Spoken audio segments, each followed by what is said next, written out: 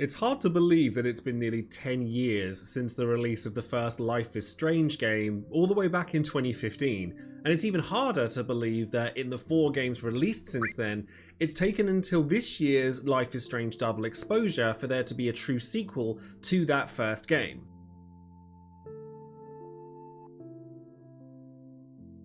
As somebody who has finished and Platinum Trophied on PlayStation all of the Life is Strange games up until this point, I was really excited about Double Exposure, and it's a series that my partner and I play together and really get into conversations about as time goes on. And thanks to Square Enix, I've had the opportunity to try out the first 2 chapters of Double Exposure, and I can't wait to share my thoughts with you. As I said, Double Exposure is the first true sequel to the 2015 original Life is Strange, following photographer extraordinaire Max Caulfield as she goes on new adventures as a university mentor and navigating different relationships and also uncovering a mystery about a friend's murder. This is particularly interesting because the end of the first Life is Strange is really polarizing in the sense that there are 2 very distinctive endings that end very differently from one another, and Double Exposure actually does a pretty good job of not making either one of them the canon answer,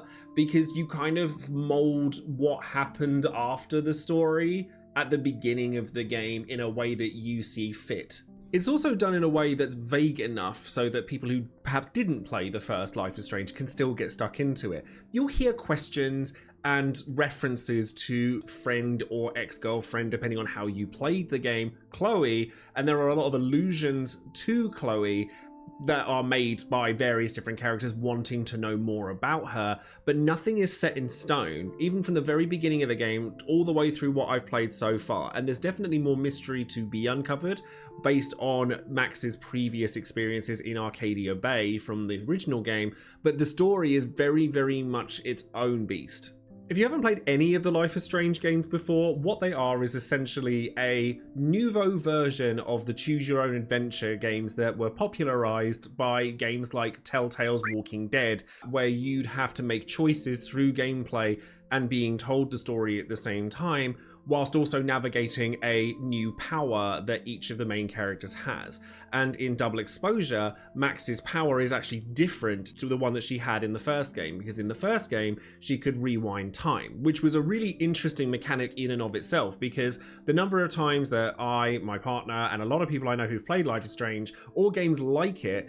will go back on their decisions because they go, oh, no, I don't like the outcome of this. It was actually kind of woven into the game for Life is Strange for you to do that. But in Double Exposure, the idea is that she can travel between concurrent timelines at the same time and use objects from one timeline to change things in the other and vice versa. And those 2 timelines that she travels between are relative to a very pivotal point in the story. For example, you'd go to one world and you'd be speaking to one of your friends who is willing to help and give you information to solve a particular puzzle, but then you would take that information and go to the other world where the same character dislikes Max and doesn't want to give that information, but you already have it, so you're able to talk to them in a different way, which makes for a really interesting dynamic between each of the characters and Max. One of the things I really like about Life is Strange is the collection of characters that you see in each game, and they're also separated from one another with subtle references to each of the other games in the franchise, and Double Exposure is no different. As I said, it may be a sequel, but it's set in its own place. So Caledon University is filled with different students, different teachers, mentors, the dean, all sorts of different characters, and there's a lot of diversity within those characters. And I think with Deck 9 Games being a diverse team of developers themselves, it shows how important that is to the dev team at large. And as somebody who is a member of the LGBT community, it's really lovely to see so many different representations catered for in this game in a way that feels natural. Sometimes the things that, like, some of the characters, the teenage characters in particular, or the students will say are a bit cringe, but let's face it, university students are cringy, so at least they've got that accurate. Of course, with any visual novel, story-driven experience, the story itself is at the center of what makes Life is Strange Double Exposure what it is. And I'm happy to say that I'm very intrigued by what I've seen of the story so far, and with 3 more chapters still to go, I very much want to see where this story is going. It starts in a way that rebuilds the world around Max. It rebuilds Max as a character in a new environment, Calydon University as opposed to Arcadia Bay. All of the new characters are very different and they're very nuanced in their own ways, and there are things that you'll need to explore within each of those characters that draw out their dark sides, as it were, and it's very interesting to see. There was a particular character called Loretta who I found very easy to dislike very quickly, and I actually think that's a hallmark of a great character because it makes you feel something towards them quickly,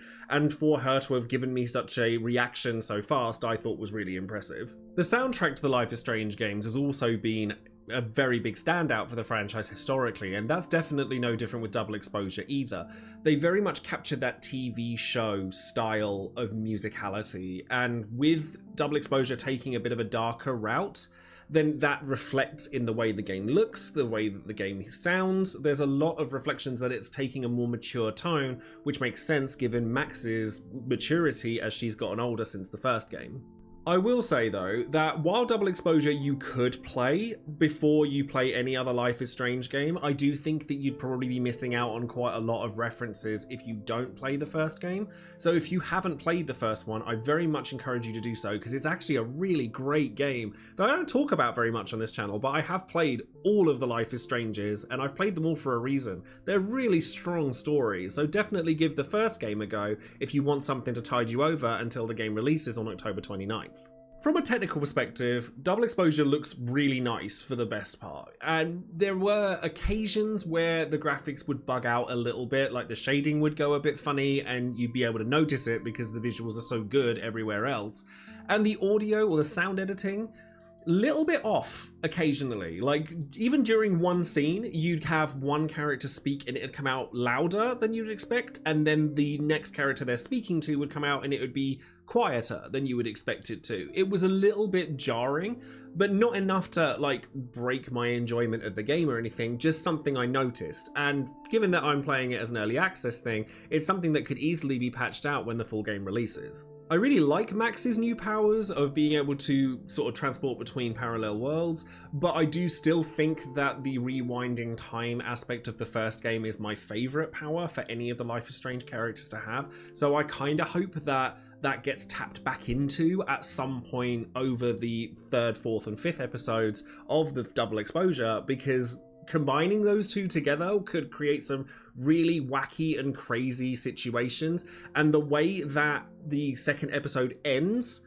leads me to think that there's a lot of scope to expand upon, because the twists that are present even this early on are pretty huge. All in all, I'm really excited to play the rest of the game. That's it. So that's all I have to say about Life is Strange Double Exposure for the time being. I look forward to playing the rest of the game when it becomes available at the end of October. And a massive thank you once again to Square Enix for allowing me the opportunity to play the game early so that I can bring these thoughts to the rest of you guys. What do you think of Life is Strange as a series? Are you looking forward to Double Exposure? So let me know in the comments below, and if you're not sure what to say, then just type the word algorithm into the comments, because all content creators appreciate engagement, and if you don't know what to say, it works. Thank you very much for watching, everybody, and if you've liked what you've seen here today, then consider leaving a like to the video or subscribing to the channel. We're hoping for 22k subscribers very soon, and we're very close to that goal, so thank you very much in advance if you decide to do that. And if you'd like to support the channel further, you can either check the links in the description box below for my Etsy store, where I sell art prints of various different games that we've played together, and I draw all of the characters' portraits, or you can have a look at my Patreon link in the description box as well. So until next time, I shall love you and leave you. Thank you very much again, and I'll see you soon. Take care.